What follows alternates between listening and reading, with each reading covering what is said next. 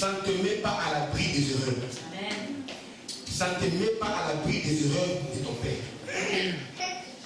Ça ne t'enlève pas de l'influence de ton père ou de sa malédiction, de ses erreurs dans ta vie. Après que Dieu lui ait parlé, il est resté là. Juste après, on a vu Isaac commettre les mêmes péchés, les mêmes erreurs que son père. Amen. Amen. Amen. Alléluia. Amen. Alléluia. Amen. Alors que Dieu lui a apparu. Les gens croient que parce que c'est Dieu qui leur a apparu qu'ils deviennent des gens qui peuvent tout commettre des erreurs. Non, on ne doute pas de l'authenticité de ton appel. Amen. On ne doute pas de l'authenticité de ton ministère.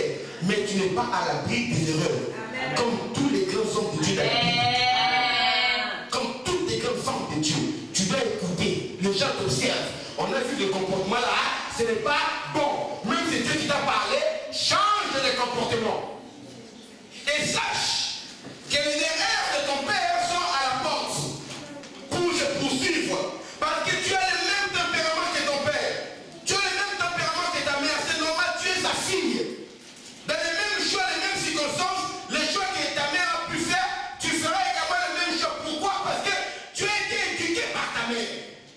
Tu as été éduqué par ton père. C'est-à-dire que si ta mère pouvait bon, aider à communiquer. C'est que tu fais mal, elle te l'a dit aussi. Donc, dans les mêmes circonstances, tu feras les mêmes choix que ta mère. Tu dois être conscient de cela. Ça va dans tous les sens. Écoutez, il y a un jour, Michael, Samuel a fait un truc qui est venu m'accuser, un truc qui s'est Michael. Il est venu me dire un truc là. Michael a fait ceci. Je devais même agir, intervenir. Il s'est parlé par rapport à son frère. Il dit, je vais regarder, je ne savais pas quoi lui dire. Vous savez ce que j'ai fait? Vous savez ce que j'ai fait? J'ai réfléchi en disant, à cet âge-là, quand j'avais cet âge, mon père, qu'est-ce qu'il aurait dit? Et je vous dis, du Saint-Esprit, mes témoins. J'ai réfléchi à la réponse que mon père aurait dit. Et ce qu'il nous disait à l'époque, c'est la manière dont j'ai jugé. J'ai jugé Michael et Samuel de la même manière que mon père me jugeait quand j'avais un problème avec mon frère. Comment il tranchait ce problème-là? Ce n'est pas moi. J'ai pris, c'est moi ce que mon père disait. J'ai dit non, toi tu fais ça, Michael tu fais ça. Et puis c'est bon.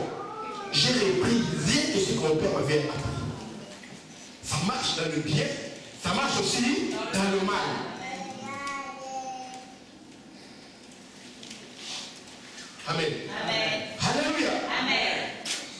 Un jour, c'était l'anniversaire de 50 ans de mariage d'un ami. Ses parents fêtaient 50 ans de mariage, pardon. Ses parents. Il est, je crois qu'il est à Boston, hein, Fabien. Okay. J'ai écrit pour présenter les félicitations et tout. Je crois que lui, félicitations, c'est pas mal. J'ai écrit, l'une des choses que j'ai écrit, c'est quoi? Tu as la grâce d'avoir les parents qui sont restés ensemble pendant 50 ans. Ils t'ont donné un bel exemple à suivre dans la vie. Observe-le et fais attention pour la femme que tu dois suivre. Et pendant que tu dois choisir pour femme, de sorte que dans ton choix, tu puisses arriver à faire le même exploit que tes parents. Je dis, toi au moins tu as eu un exemple de parents unis. Nous autres, nous n'avons pas eu cet exemple-là. Nous sortons des couples séparés, divorcés. Amen. Vivre avec une femme, une seule femme dans la maison, c'est la Bible qui m'apprend ça. Vous comprenez? Ce n'est pas des choses que j'ai observé mon père et ma mère dans la maison. Non. Moi, j'ai vécu avec mon père et ma belle-mère, camarade. Vous comprenez ça? Alléluia. Et quand je dis là-bas, je vais chez ma mère, au moment où je rentre dans le coin, je rentre chez mon père. Je n'ai pas vécu. Alors, les gens qui ont vécu dans un couple qui est uni ont déjà plus de chances de réussir leur propre mariage en suivant simplement l'exemple de leurs parents. Mais nous ici qui vivons, qui venons de couples séparés, j'ai plus de chances de me séparer avec ma femme, comme l'a fait mon père avec ma mère. Si je n'observe pas les principes de la Bible, j'ai cette tendance facile, naturelle. Quelqu'un qui a vécu dans une maison où on tape, il a vu son père battre sa mère. C'est donc, si les sociologues aussi le disent, aurait une prépondérance facile aussi à lever la main sur son épouse, sa compagne, parce que son père battait sa mère. Moi, mon père m'a dit, un homme qui se respecte ne peut jamais frapper sur une femme. Quand j'étais à l'école, je me battais. Quand une fille, mon père venait, il s'est fâché. J'avais 12 ans, c'est entré dans ma tête. Je ne vis jamais lever la main ni sur ma mère, ni sur ma belle-mère. Je ne le fais pas en tant que chrétien, on n'est pas ta femme. C'est l'éducation de mon père.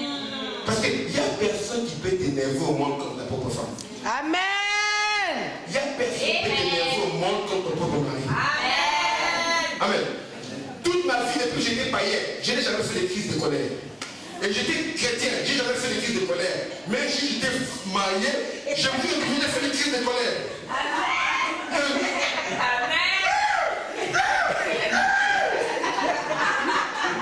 Bon, dis-moi d'appeler la personne. Bon, ok. Elle t'a dit que c'est la vérité, donc tu veux, c'est ce que c'est. Amen.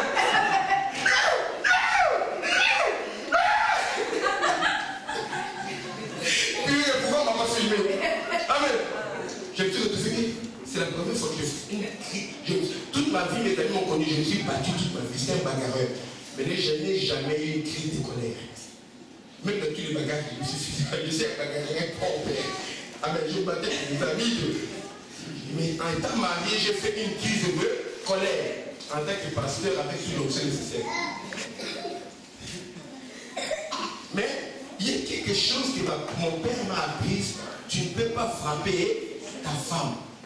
Tu ne peux pas. C'est resté. Alors, les choses négatives aussi qu'il y a dans la vie de mon père, c'est de la même manière que je peux faire ces choses de mauvais choix comme mon père. Regarde bien ta vie. Regarde ta mère. Tu retrouveras que les erreurs de ta mère sont en train de te poursuivre. Elle a un enfant, chaque enfant avec un père différent. Tu te retrouves dans le même choix, dans le même chemin. Amen. Même si tu es marié, mais tu sens déjà que là, tu vas divorcer avec le mari là. Il y a cet esprit-là pour que tu puisses aller rencontrer notre homme, avoir un enfant, et tu n'auras même pas la garantie de rester avec cet homme-là. Amen. Ton père, même s'il était normal, mais c'était un courant de gigot. Amen. Vous comprenez ça? Il draguait les cousins, les cousines de ta femme, les cousines de ta femme, et les domestiques. Tu vois que toi aussi tu es là, tu as les mêmes tendances. Les erreurs de ton père. Les gens croient qu'en étant à Christ, ils sont à l'abri de ces choses. Amen. Faites attention. Examinez vous-même, dit la parole de Dieu, pour savoir si vous êtes dans la vérité. Examinez-vous. Nous avons des problèmes. Et si tu vois qu'il y a un problème qui dépasse le côté humain, sociologique, c'est un problème spirituel qu'il y a dans ton père, viens, on va prier pour toi. Amen. C'est un problème spirituel qu'il y a dans ta mère, et tu retrouves cela en toi que tu ne veux pas, viens, on va prier pour toi. Parce que Abraham et Isaac ont vécu dans une période qui n'était pas la période de la grâce. Il n'y avait pas l'ancien esprit qui était libéré pour la délivrance. S'il y avait l'ancien esprit qui était libéré, Abraham et Isaac devaient passer par la délivrance. Amen. Parce que je n'ai pas listé de malédictions spirituelles. Écoutez, Abraham épousait une femme stérile. Isaac, avec sa femme, problème de stérilité. Jacob, avec sa femme qui lui aimait beaucoup, le problème de stérilité. Le même problème de génération à génération. Bien aimé, vous croyez que quand Dieu met ça, c'est pour rien?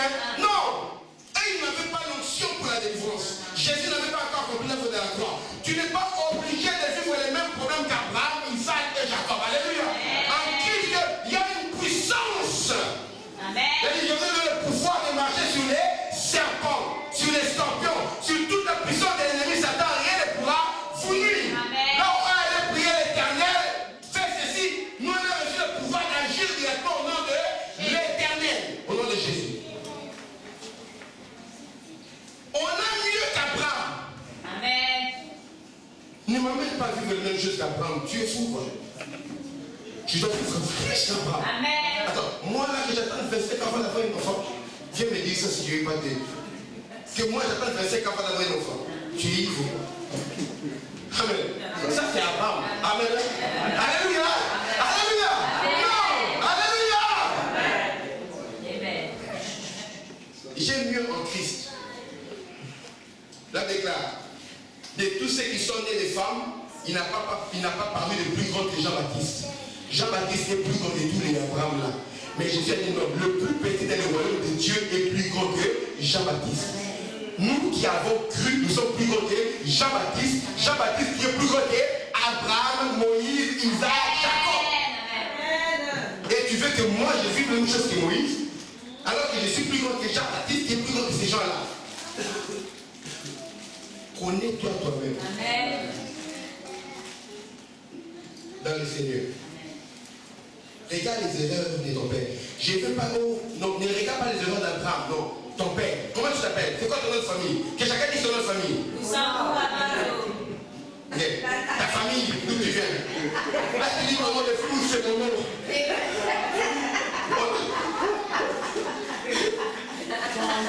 Attends, c'est pas vendu, c'est ton nom de bouffée. Là, c'est les gars chéris. Amen.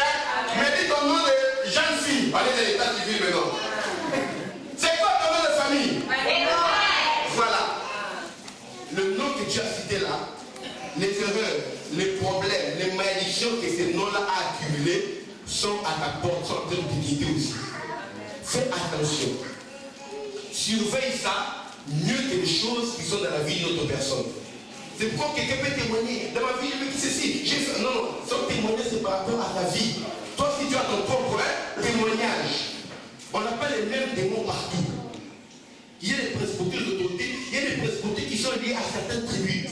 La manifestation des démons au Brésil, c'est pas pareil qu'en Jamaïque, c'est pas pareil qu'en Colombie, c'est pas pareil qu'à Los Angeles, c'est pas pareil qu'à New York, c'est pas pareil qu'en France, c'est pas pareil qu'en Anvers.